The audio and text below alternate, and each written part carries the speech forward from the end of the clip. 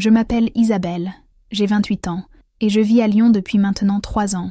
Je travaille dans une agence de communication spécialisée dans les événements culturels, un poste qui me plaît beaucoup, même si les journées sont parfois longues et épuisantes.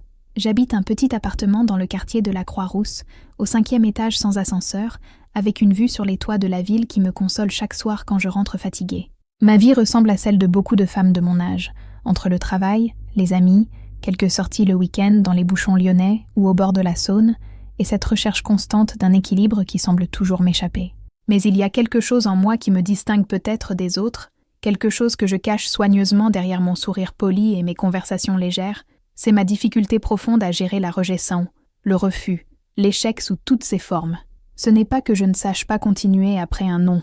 Au contraire, je suis plutôt douée pour faire bonne figure, pour relever la tête et avancer comme si de rien n'était. Les gens autour de moi diraient probablement que je suis quelqu'un de fort, de résilient même. Mais ce qu'ils ne voient pas, ce que personne ne voit vraiment, c'est le chaos intérieur qui se déclenche à chaque fois que je me sens rejetée. C'est comme si chaque refus, qu'il soit professionnel, amical ou sentimental, venait confirmer quelque chose de profond et de terrible en moi. Une conviction secrète que je ne vaux pas assez, que je ne suis pas à la hauteur, que je suis fondamentalement insuffisante. Je garde tout ça pour moi, je le dissimule avec soin, mais à l'intérieur, c'est une tempête qui fait rage, une douleur sourde et persistante qui me ronge pendant des jours, parfois des semaines. Il y a quelques mois, j'ai vécu une situation qui a particulièrement ravivé cette blessure. Dans mon immeuble, au 3e étage, vit un homme que je croise régulièrement dans l'escalier ou devant la porte d'entrée. Il s'appelle Thomas. Il doit avoir à peu près mon âge, peut-être 1 an ou 2 de plus. Depuis le début, j'ai été frappée par sa gentillesse naturelle, cette façon qu'il a de toujours dire bonjour avec un vrai sourire, de tenir la porte, même quand il est chargé de courses, de prendre le temps d'échanger quelques mots sur la météo ou sur le quartier.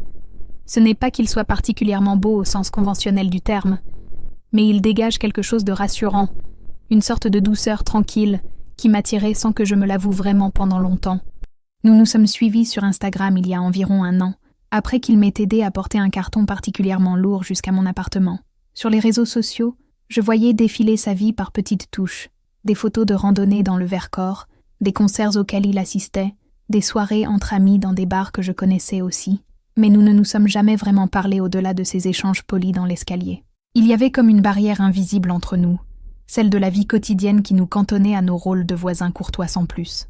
Un jour, en scrollant distraitement sur mon téléphone pendant ma pause déjeuner, j'ai remarqué qu'il avait supprimé toutes les photos où apparaissait une femme qui semblait être sa compagne. J'avais vaguement remarqué cette présence féminine dans ses publications au fil des mois, sans y prêter vraiment attention, me disant que de toute façon il était pris et que mes observations n'avaient aucune importance.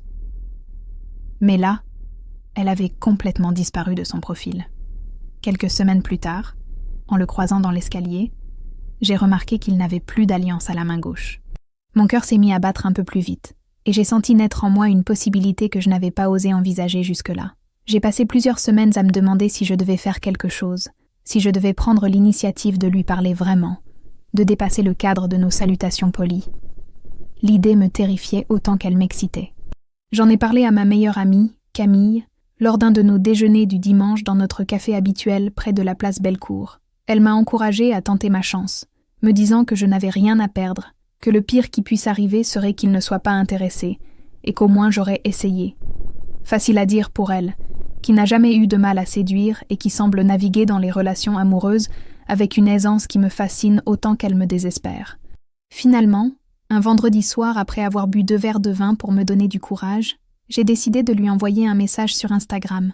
J'ai passé 1 heure à rédiger et effacer encore, essayant de trouver le ton juste, ni trop direct ni trop évasif, quelque chose de léger, mais qui laisse transparaître mon intérêt.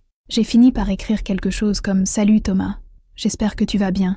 Je me demandais si ça te dirait qu'on prenne un verre ensemble un de ces jours.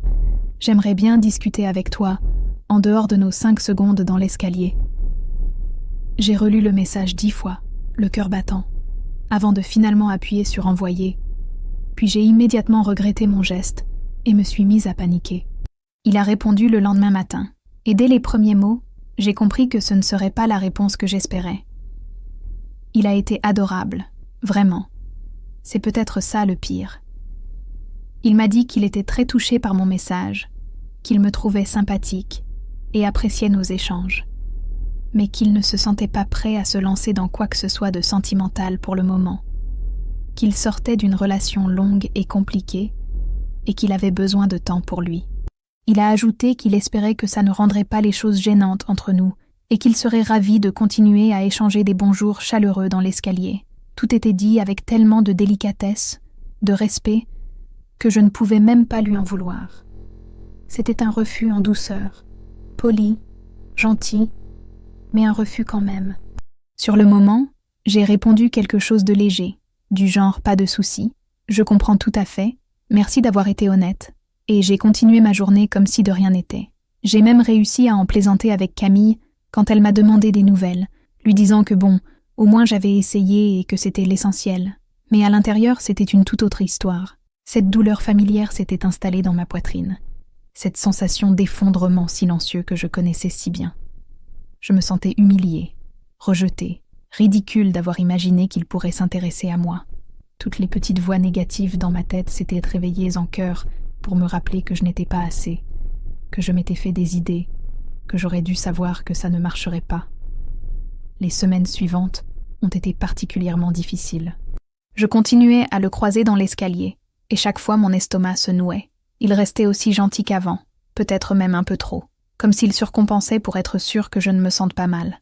Mais moi, je me sentais transparente, invisible, comme s'il me regardait maintenant avec pitié ou gêne. Je m'en voulais d'avoir pris cette initiative, d'avoir brisé l'équilibre confortable de notre relation de voisinage. J'aurais voulu disparaître, déménager, ne plus jamais le revoir. Et puis, environ un mois après notre échange, j'ai vu sur Instagram qu'il avait commencé à publier des photos avec une femme. Au début, là, c'était subtil, une photo de groupe où elle apparaissait, puis un paysage avec un commentaire qui laissait entendre qu'il n'était pas seul, et finalement une photo d'eux deux, clairement ensemble, avec des sourires complices et cette intimité qui ne trompe pas. Elle était blonde, élégante, avec ce genre d'assurance naturelle qui se dégage de certaines personnes et qui me manque cruellement. Ils avaient l'air heureux, bien ensemble, et chaque nouvelle photo était comme un coup de poignard. C'est là que la douleur est devenue presque insupportable. Ce n'était plus seulement le refus initial qui me faisait mal, c'était la confirmation que le problème, c'était bien moi. Il n'avait pas besoin de temps pour lui. Il n'était pas fermé à l'idée d'une relation. Il n'était simplement pas intéressé par moi. Il avait trouvé quelqu'un d'autre, quelqu'un qui correspondait mieux à ce qu'il cherchait, quelqu'un qui n'était pas moi. Et cette réalité me dévorait de l'intérieur. Je passais mes soirées à analyser chaque détail, à me demander ce qu'elle avait que je n'avais pas, à scruter ses photos pour comprendre ce qui la rendait désirable à ses yeux. C'était malsain, je le savais, mais je ne pouvais pas m'en empêcher. Cette histoire avec Thomas n'était que la dernière d'une longue série de situations où la rejection m'avait détruite intérieurement. Il y avait eu ce poste de chef de projet que j'avais raté de justesse l'année précédente, après 3 entretiens où je pensais avoir fait bonne impression. Quand j'avais reçu l'email de refus, poli et impersonnel, j'avais passé des semaines à me repasser mentalement chaque mot prononcé pendant les entretiens, convaincue que j'avais dit ou fait quelque chose de mal, que j'avais déçu les recruteurs d'une manière ou d'une autre. Il y avait eu cet ami d'enfance qui s'était progressivement éloigné de moi après mon déménagement à Lyon, et dont le silence m'avait fait me sentir abandonnée et insuffisante. Il y avait eu ces invitations à des soirées qui n'arrivaient jamais, ces projets collectifs dont j'étais exclue sans vraiment comprendre pourquoi, tous ces petits moments où je me sentais mise de côté, pas choisie, pas retenue. Chaque fois, je faisais bonne figure, je continuais ma vie, mais à l'intérieur, c'était comme si on confirmait encore et encore que je n'étais pas assez bien. Je ne savais pas comment sortir de ce schéma, comment arrêter de prendre chaque refus comme une condamnation personnelle. La douleur était réelle, physique même, comme si mon corps tout entier réagissait à ces rejets. J'avais des nœuds dans l'estomac, des insomnies, des moments où je me sentais vidée de toute énergie. Et le pire, c'est que je gardais tout ça pour moi, que personne autour de moi ne savait vraiment à quel point je souffrais. Un soir de novembre particulièrement gris, alors que la pluie tambourinait contre les fenêtres de mon appartement et que je me sentais particulièrement vulnérable, j'ai décidé de me confier à Sophie, une amie que je connaissais depuis mes années d'université à Paris. Sophie était en train de terminer son master en psychologie clinique et avait toujours eu cette capacité à écouter vraiment, sans jugement, avec une profondeur que je ne trouvais pas chez la plupart de mes autres amis. Nous nous étions donné rendez-vous dans un petit café près de la gare de la Part-Dieu, un endroit tranquille, où nous aimions nous retrouver quand nous avions besoin de parler sérieusement. Je me souviens de ce moment avec une précision étonnante. J'étais arrivée en avance. J'avais commandé un chocolat chaud que je tenais entre mes mains pour me réchauffer, et quand Sophie est entrée dans le café en secouant son parapluie trempé, j'ai senti les larmes monter sans prévenir. Elle s'est assise en face de moi, a posé sa main sur la mienne, et m'a simplement demandé ce qui n'allait pas. Et là, pour la première fois depuis très longtemps, j'ai vraiment parlé. J'ai raconté l'histoire avec Thomas, mais pas seulement.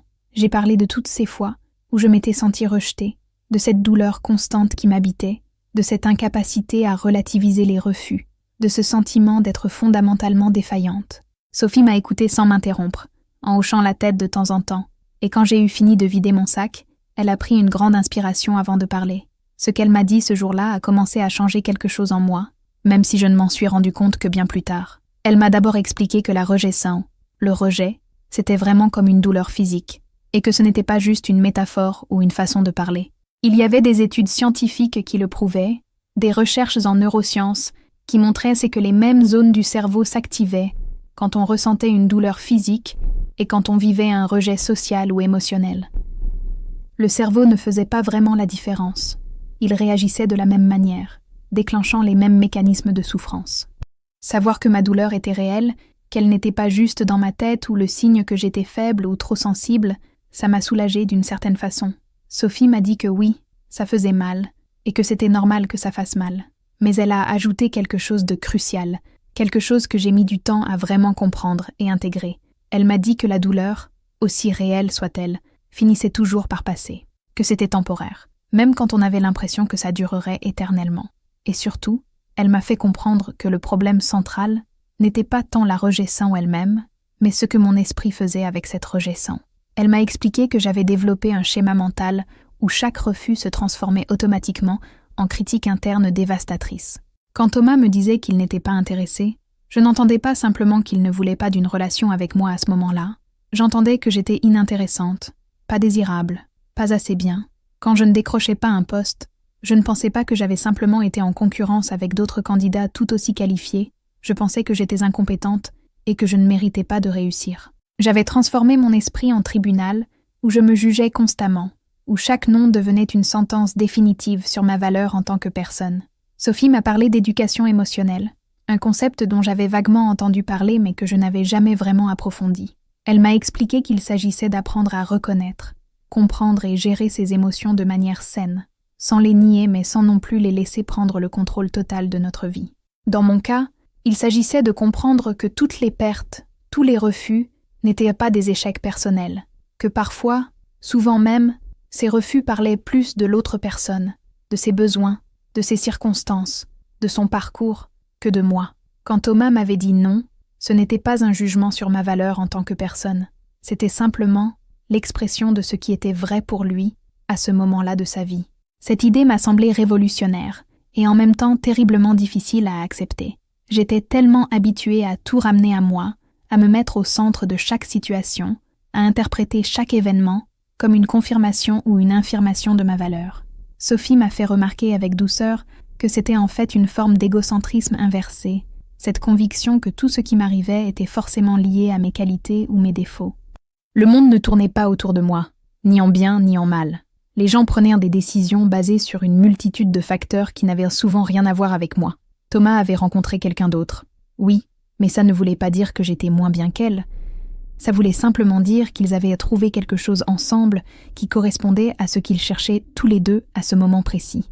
Nous avons parlé pendant des heures ce jour-là, et Sophie m'a introduit à l'idée de maturité émotionnelle.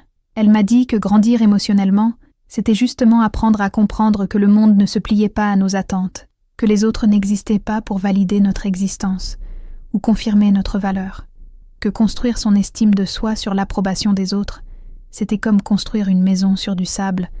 Ça ne pouvait tenir qu'un temps avant de s'écrouler. Il fallait que je trouve en moi-même cette conviction de ma valeur, indépendamment de ce que les autres pensaient ou ressentaient à mon égard.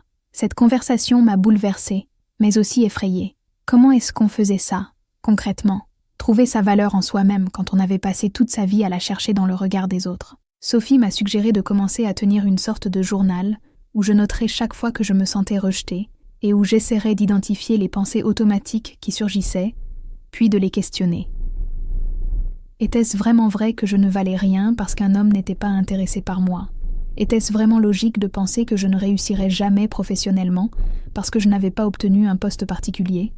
En écrivant ces choses, en les regardant noir sur blanc, peut-être que je pourrais commencer à voir à quel point elles étaient extrêmes et irrationnelles. Elle m'a aussi parlé du fait que mon silence, ma tendance à garder toute cette souffrance pour moi, aggravait considérablement les choses. En ne partageant jamais ce que je ressentais vraiment, je me privais du soutien et de la perspective que les autres pouvaient m'apporter. J'avais l'impression d'être forte en ne montrant pas ma vulnérabilité, mais en réalité, je m'isolais dans ma douleur et je la laissais grandir démesurément dans le secret de mon esprit. Sophie m'a encouragée à parler plus, à partager mes difficultés avec les personnes en qui j'avais confiance, à arrêter de faire semblant que tout allait bien quand ce n'était pas le cas. Les semaines qui ont suivi cette conversation ont été un mélange étrange de prise de conscience douloureuse et d'espoir timide. J'ai commencé à tenir ce journal comme Sophie me l'avait suggéré, et c'était fascinant et terrifiant, à la fois de voir à quel point mes pensées automatiques étaient dures et impitoyables. Chaque petit incident, chaque micro-rejet du quotidien déclenchait une avalanche de jugements négatifs sur moi-même. Une collègue qui ne répondait pas immédiatement à mon message, et je me disais qu'elle me trouvait ennuyeuse. Un ami qui annulait un dîner prévu, et je me convainquais qu'il ne voulait plus me voir. C'était épuisant de réaliser à quel point j'étais dure avec moi-même. Mais en même temps, le simple fait de noter ces pensées et de les regarder avec un peu de distance commençait à créer un espace entre moi et elle. Je pouvais voir que ce n'était que des pensées, pas nécessairement des vérités. Je pouvais commencer à me demander s'il n'y avait pas d'autres explications possibles, d'autres façons d'interpréter les situations. C'était lent, c'était difficile, et il y avait des jours où je retombais complètement dans mes vieux schémas, mais quelque chose était en train de bouger. L'hiver est arrivé pour de bon sur Lyon, et avec lui cette période particulière où les jours sont courts et où la lumière manque cruellement. J'ai toujours eu du mal avec l'hiver, cette saison où tout semble plus lourd, plus difficile, mais cette année-là, j'étais déterminée à ne pas me laisser complètement engloutir par mes états d'âme.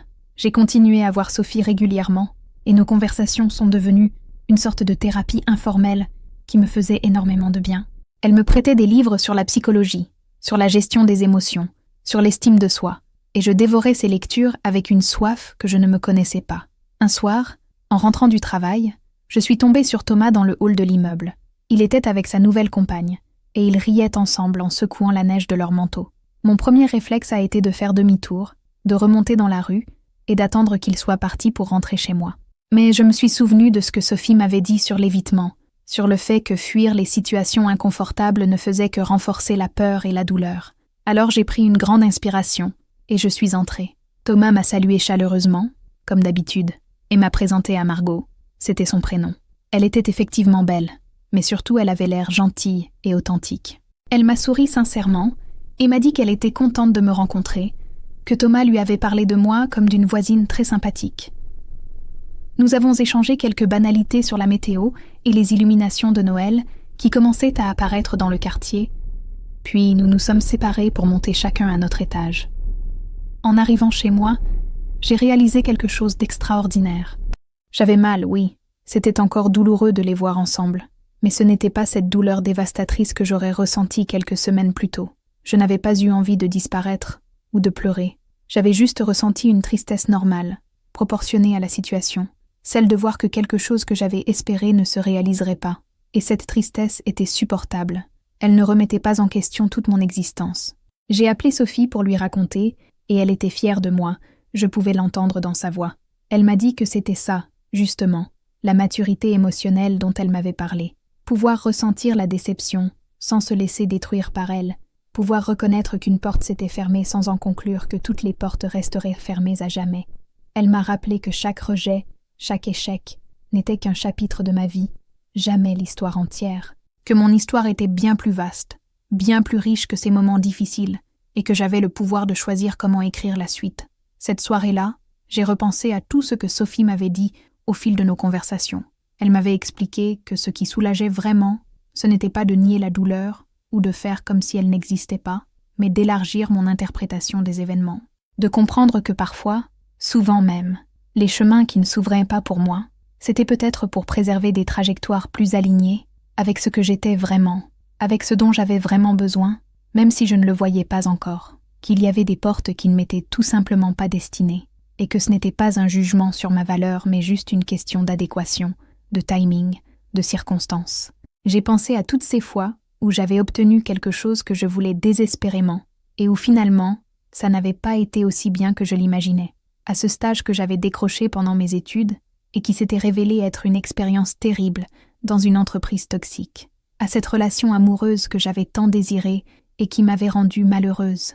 Peut-être que ces noms que je recevais maintenant me protégeaient de chemins qui n'auraient pas été bons pour moi. Peut-être que l'univers ou le hasard, ou peu importe comment on voulait l'appeler, me dirigeait vers autre chose. Cette pensée m'a apporté un réconfort inattendu. Cela ne voulait pas dire que je ne ressentirais plus jamais de peine face au rejet, mais ça changeait la nature de cette peine. Au lieu d'être une condamnation, ça devenait une redirection. Au lieu d'être une fin, ça devenait une transition. Je commençais à comprendre que le focus, comme disait Sophie avec ses anglicismes de psychologue moderne, ne devait pas rester fixé sur la blessure, mais se déplacer vers la reconstruction, vers ce qui viendrait après. Les mois suivants ont été un processus d'apprentissage continu, avec des hauts et des bas, des moments où je me sentais forte, et d'autres où je retombais dans mes anciennes habitudes de pensée. Mais globalement, quelque chose était en train de changer profondément en moi. Je commençais à développer ce que Sophie appelait une résilience émotionnelle, cette capacité à encaisser les coups sans se briser, à se relever après les chutes sans se convaincre qu'on ne méritait pas de marcher. Au travail, une nouvelle opportunité s'est présentée en février. Notre directrice cherchait quelqu'un pour coordonner un grand événement culturel prévu pour le Festival Lumière de l'automne suivant, un projet ambitieux qui nécessiterait de travailler avec de multiples partenaires institutionnels et privés. C'était exactement le genre de défi que je cherchais depuis longtemps, une chance de prouver mes capacités et de progresser dans ma carrière. Mais quand j'ai vu l'annonce interne, mon premier réflexe a été de ne pas postuler.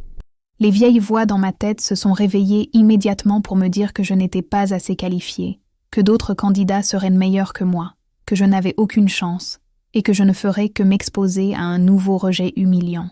Mais cette fois, j'ai fait quelque chose de différent.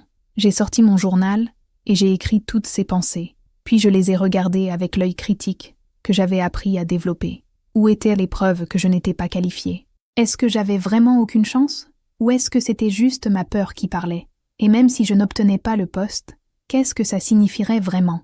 Que je n'étais pas la bonne personne pour ce projet spécifique à ce moment précis, pas que j'étais fondamentalement incompétente. J'ai appelé Sophie et je lui ai parlé de mes hésitations. Elle m'a posé une question simple mais puissante. Elle m'a demandé ce que je dirais à une amie qui serait dans ma situation. Sans hésiter, j'ai répondu que je lui dirais de postuler, qu'elle avait toutes les compétences nécessaires et que même si elle n'était pas retenue, au moins elle aurait essayé et gagné de l'expérience dans le processus. Sophie s'est mise à rire doucement et m'a dit alors « Pourquoi ne te dirais-tu pas la même chose à toi-même ? Pourquoi est-ce que tu te traites avec moins de bienveillance que tu ne traiterais tes amis ?» Cette question a résonné en moi pendant des jours. C'était vrai, j'étais d'une dureté avec moi-même que je n'aurais jamais avec quelqu'un d'autre. Je me parlais avec une cruauté que je ne tolérerais jamais dans la bouche de quelqu'un d'autre. J'ai décidé de faire un exercice que Sophie m'avait suggéré, celui de m'adresser à moi-même comme je m'adresserais à ma meilleure amie. Quand les pensées négatives surgissaient, je les reformulais avec la même gentillesse et le même soutien que j'aurais offert à Camille ou à n'importe qui d'autre que j'aimais. J'ai fini par postuler pour le poste, et le processus de sélection a été long et stressant. Il y avait effectivement plusieurs candidats internes et externes, tous avec d'excellentes qualifications. J'ai passé 2 entretiens, présenté un projet détaillé, et à chaque étape, j'ai dû lutter contre mes démons intérieurs qui me disaient que je n'étais pas à la hauteur. Mais j'ai tenu bon, je me suis préparée du mieux que je pouvais, et surtout, j'ai essayé de détacher mon estime de moi du résultat. Que je sois choisie ou pas, ça ne définirait pas qui j'étais. Quand j'ai reçu l'appel m'annonçant que j'avais été sélectionnée, j'ai été submergée par une vague d'émotions contradictoires. La joie, bien sûr, l'excitation, la fierté, mais aussi quelque chose de plus profond, un sentiment que je méritais cette opportunité, que je l'avais obtenue grâce à mes compétences et mon travail, pas par hasard ou par chance. Pour la première fois depuis longtemps, j'ai ressenti quelque chose qui ressemblait à de la confiance en moi, pas une confiance arrogante ou excessive, mais une confiance tranquille basée sur une évaluation réaliste de mes capacités. J'ai célébré avec mes amis dans un petit restaurant du Vieux-Lyon, et en regardant autour de la table ces personnes qui me soutenaient, qui croyaient en moi-même quand je ne croyais pas en moi-même, j'ai réalisé à quel point j'avais de la chance. Sophie était là, évidemment, et à un moment de la soirée, elle m'a pris à part pour me dire à quel point elle était fière de voir le chemin que j'avais parcouru. Elle m'a rappelé que ce n'était pas la fin du voyage, qu'il y aurait encore des moments difficiles, des rejets, des déceptions, mais que maintenant j'avais des outils pour les gérer différemment. Le printemps est arrivé sur Lyon, avec ses couleurs éclatantes et ses journées qui s'allongeaient, et avec lui est venue une sorte de renaissance personnelle. Je me suis lancée corps et âme dans le nouveau projet, et c'était exigeant, parfois épuisant, mais profondément satisfaisant. Je travaillais avec des gens talentueux, je prenais des décisions importantes, je gérais des situations complexes, et petit à petit, je construisais cette confiance qui m'avait tant manqué. Il y a eu des moments difficiles, bien sûr. Un partenaire important qui s'est retiré du projet à la dernière minute, et j'ai dû gérer cette crise en pleine nuit, en me demandant si j'étais capable de sauver la situation. Mon premier réflexe a été de paniquer, de me dire que tout était ma faute, que j'avais échoué, mais j'ai respiré profondément, j'ai réfléchi calmement aux solutions possibles, et j'ai réussi à trouver un remplaçant en quelques jours. Cette expérience m'a appris quelque chose de crucial, que les obstacles et les échecs temporaires faisaient en partie de tout processus, qu'ils n'étaient pas des condamnations, mais des défis à relever. Un jour de mai, en sortant du bureau, j'ai croisé Thomas et Margot dans la rue. Ils marchaient main dans la main, complètement absorbés dans leur conversation, et ne m'ont pas vu tout de suite. J'ai eu le temps de les observer quelques secondes avant qu'ils ne me remarquent, et j'ai réalisé quelque chose d'extraordinaire. Je ne ressentais plus de douleur en les voyant ensemble. Il y avait peut-être une légère nostalgie, le souvenir d'une possibilité qui ne s'était pas concrétisée, mais plus cette souffrance aiguë qui m'avait tant tourmentée pendant des mois. Quand ils m'ont vu et m'ont salué chaleureusement, j'ai pu leur répondre avec une sincérité authentique, leur demander comment ils allaient, échanger quelques mots sur la vie du quartier, puis continuer mon chemin le cœur léger. En rentrant chez moi ce soir-là, j'ai repensé à toutes les conversations avec Sophie, à tous les exercices que j'avais faits, à tout le travail intérieur que j'avais accompli. Le changement n'avait pas été spectaculaire ou soudain, il s'était fait par petites touches, jour après jour, pensée après pensée, situation après situation. J'avais appris à questionner mes interprétations automatiques, à chercher d'autres explications possibles aux événements, à ne plus prendre chaque rejet comme une confirmation de mon insuffisance. Sophie m'avait expliqué un concept que j'avais trouvé particulièrement éclairant, celui de l'attribution. Elle m'avait dit que nous avons tous tendance à attribuer les causes des événements d'une certaine façon, et que cette façon d'attribuer les causes avait un impact énorme sur notre bien-être émotionnel. Pendant longtemps, j'avais eu ce qu'on appelait un style d'attribution interne, stable et global pour les échecs. C'est-à-dire que quand quelque chose se passait mal, je pensais automatiquement que c'était à cause de moi, que ça serait toujours comme ça, et que ça affectait tous les domaines de ma vie. Mais j'apprenais maintenant à avoir un style d'attribution plus flexible et réaliste, à reconnaître que les causes des événements étaient multiples et complexes, que les situations changeaient, et que ce qui se passait dans un domaine de ma vie n'affectait pas nécessairement tous les autres. L'été est arrivé avec sa chaleur étouffante, et avec lui est venue une nouvelle épreuve. Un collègue avec qui je travaillais étroitement sur le projet a commencé à critiquer régulièrement mes décisions lors des réunions d'équipe. Ses remarques étaient parfois justifiées, parfois moins, mais elles étaient toujours formulées d'une manière qui me mettait mal à l'aise, avec une pointe d'agressivité que je ne comprenais pas. Au début, j'ai fait ce que j'avais toujours fait. J'ai intériorisé ces critiques et j'ai commencé à douter de moi-même, à me demander si j'étais vraiment compétente, si je méritais vraiment ce poste. Mais cette fois, au lieu de ruminer seule dans mon coin, j'ai parlé à ma directrice. Je lui ai expliqué la situation, sans dramatiser mais sans minimiser non plus, et à ma grande surprise, elle m'a dit qu'elle avait remarqué le comportement de ce collègue et qu'elle trouvait ça inapproprié. Elle m'a aussi dit qu'elle était très satisfaite de mon travail et qu'elle avait entièrement confiance en mes capacités. Cette conversation m'a énormément soulagée et m'a rappelé l'importance de communiquer, de ne pas rester enfermée dans mes suppositions et mes peurs. Ma directrice a eu une conversation avec ce collègue, et même si les choses n'ont pas changé du jour au lendemain, la situation s'est progressivement améliorée. Mais surtout, j'avais appris quelque chose d'important, que défendre mon travail et ma valeur n'était pas de l'arrogance, que demander du soutien n'était pas de la faiblesse, et que les critiques des autres n'étaient pas toujours justes ou fondées. Je pouvais les écouter, les considérer, en tirer des leçons quand c'était approprié, mais je n'étais pas obligée de les laisser me définir. À l'automne, quand le Festival Lumière a finalement eu lieu, et que l'événement que j'avais coordonné pendant des mois s'est déroulé avec succès, j'ai ressenti une satisfaction profonde et authentique. Il y avait eu des imprévus, des moments de stress intense, des choses qui ne s'étaient pas passées exactement comme prévu, mais dans l'ensemble, c'était une réussite. Les retours étaient positifs, les partenaires étaient satisfaits, mon équipe était fière de ce que nous avions accompli ensemble. Le soir de la clôture de l'événement, j'étais assise seule dans mon appartement, encore un peu étourdie par toute l'adrénaline des dernières semaines, et j'ai repensé à ce que j'avais été un an plus tôt. Cette femme qui se sentait détruite par le refus d'un homme qu'elle connaissait à peine, qui prenait chaque rejet comme une preuve de son insuffisance, qui gardait toute sa souffrance enfermée en elle par peur de paraître faible ou pathétique. J'étais encore cette personne dans une certaine mesure. Je n'avais pas complètement changé, mais quelque chose d'essentiel s'était transformé en moi. J'avais compris que la rejection faisait partie intégrante de la vie, qu'on ne pouvait pas y échapper, mais qu'on pouvait changer notre façon d'y réagir. Que la douleur était réelle et légitime, mais qu'elle n'avait pas besoin de devenir une condamnation. Que mon estime de moi ne pouvait pas dépendre uniquement de l'approbation des autres, mais devait se construire sur une base plus solide, celle de ma propre reconnaissance de ma valeur, de mes efforts, de mon chemin. Sophie m'avait dit quelque chose qui était devenu comme un mantra pour moi dans les moments difficiles.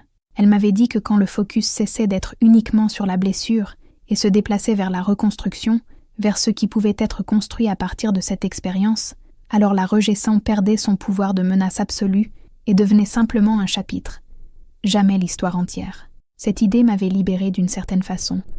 Elle m'avait permis de voir que ma vie était bien plus vaste que ces moments de rejet, qu'il y avait eu, et qu'il y aurait encore tant d'autres chapitres, certains douloureux, d'autres joyeux, mais tous faisant partie d'une histoire plus grande et plus riche. Je ne prétendais pas avoir tout résolu, loin de là. Il y avait encore des jours où je me sentais fragile, où un refus ou une critique me touchait plus profondément que je ne l'aurais voulu. Il y avait encore des moments où je devais me rappeler consciemment de ne pas tomber dans mes anciens schémas de pensée, où je devais relire mes notes, appeler Sophie, me parler avec bienveillance. Mais la différence, c'est que maintenant je savais que ces moments passeraient, que je pouvais les traverser sans me perdre complètement, que j'avais des outils et des ressources pour gérer ces difficultés. L'hiver est revenu sur Lyon, et avec lui cette lumière particulière qui me faisait toujours un peu mélancolique. Un soir, en marchant dans les rues illuminées du quartier de la Croix-Rousse, j'ai croisé une jeune femme qui pleurait sur un banc, seule dans le froid. J'ai hésité un instant, ne sachant pas si je devais m'approcher ou respecter son intimité, mais finalement je me suis assise à côté d'elle, et je lui ai demandé doucement si elle allait bien.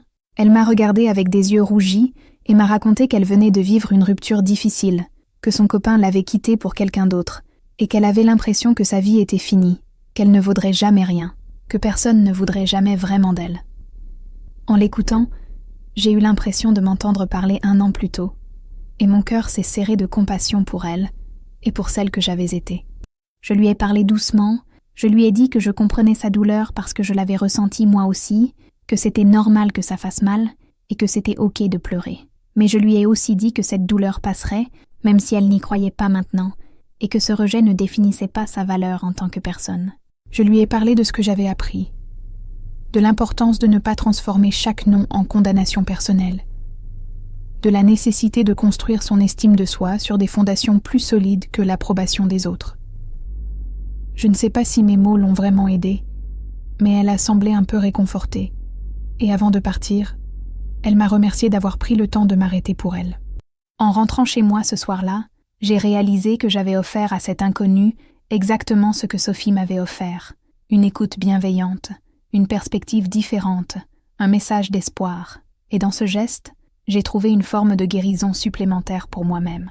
Aujourd'hui, quand je repense à toute cette période de ma vie, je vois le chemin parcouru et je me sens reconnaissante.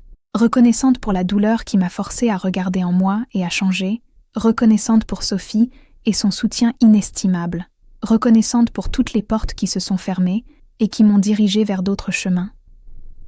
Je ne suis plus cette femme qui se sentait détruite par chaque rejet, même si je porte encore en moi sa sensibilité et sa vulnérabilité. J'ai appris que la force ne consistait pas à ne jamais être blessée, mais à savoir se relever et continuer malgré les blessures. Que la maturité ne signifiait pas ne plus ressentir de douleur, mais savoir la mettre en perspective et ne pas la laisser tout définir. La vie continue de m'offrir son lot de défis, de rejets, de déceptions.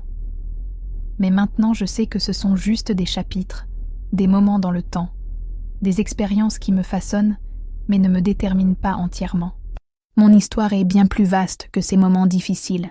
Elle est faite aussi de réussite, de joie, de connexions humaines profondes, de croissance personnelle. Et surtout, j'ai compris que j'avais le pouvoir de choisir comment interpréter ce qui m'arrive, comment réagir aux obstacles, comment construire ma vie malgré et parfois grâce aux difficultés. Cette prise de conscience, plus que tout le reste, m'a libérée et m'a permis de commencer à vivre plus pleinement, avec moins de peur et plus d'authenticité.